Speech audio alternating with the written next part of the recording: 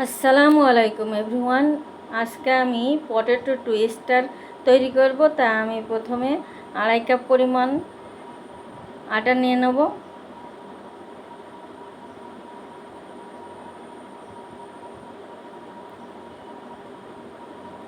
Half চামচ পরিমাণ লবণ আর হাফ চামচ পরিমাণ কালো জিরা দিয়ে এটা একটু মিক্সড করে নিয়ে পরিমাণ মতো তেল দিয়ে নিতে হবে।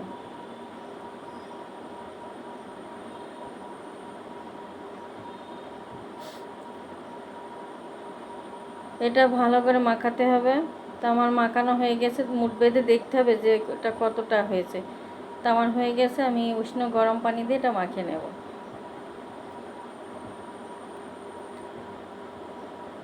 এটা মাখাতে আমার হাফ কাপ পরিমাণ পানি লেগেছে, তো আমার মাখানো হয়ে গেছে। এবার হাতে তেল মাখিয়ে আমি এটা একটু মুথে নেব, নিয়ে এটা 20 মিনিটের জন্য রেস্টে রাখবো।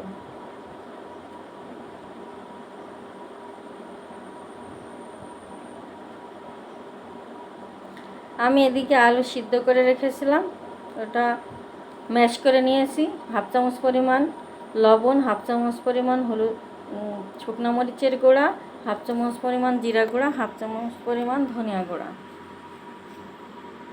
দিয়ে এটা ভালো করে মাখিয়ে নেব।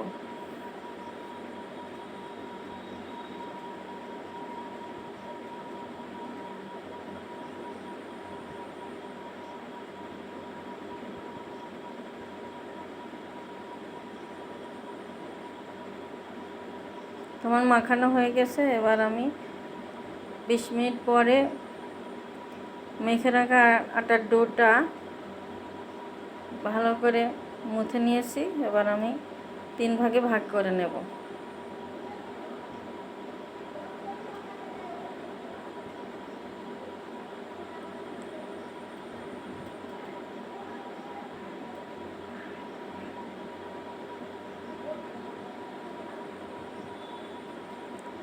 আমি একটা বড় রুটি তৈরি করে নেব।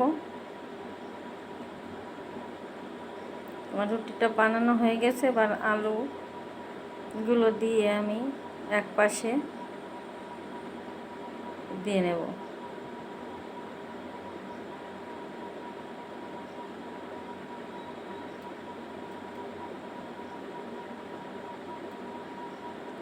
আরেক পাশ দিয়ে ঢেকে দেব।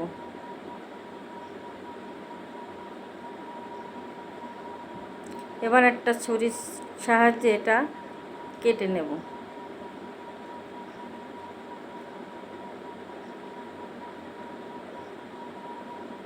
আমার সব কাটা হয়ে গেছে।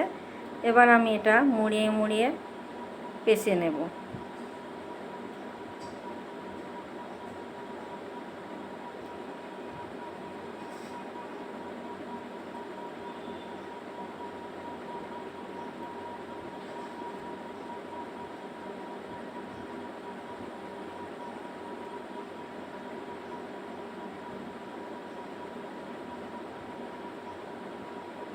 আমি সবগুলো এভাবে পেঁচে নেব। নিয়ে প্যানে তেল গরম করতে দিয়েছিলাম, এগুলো দিয়ে ভেজে নেব।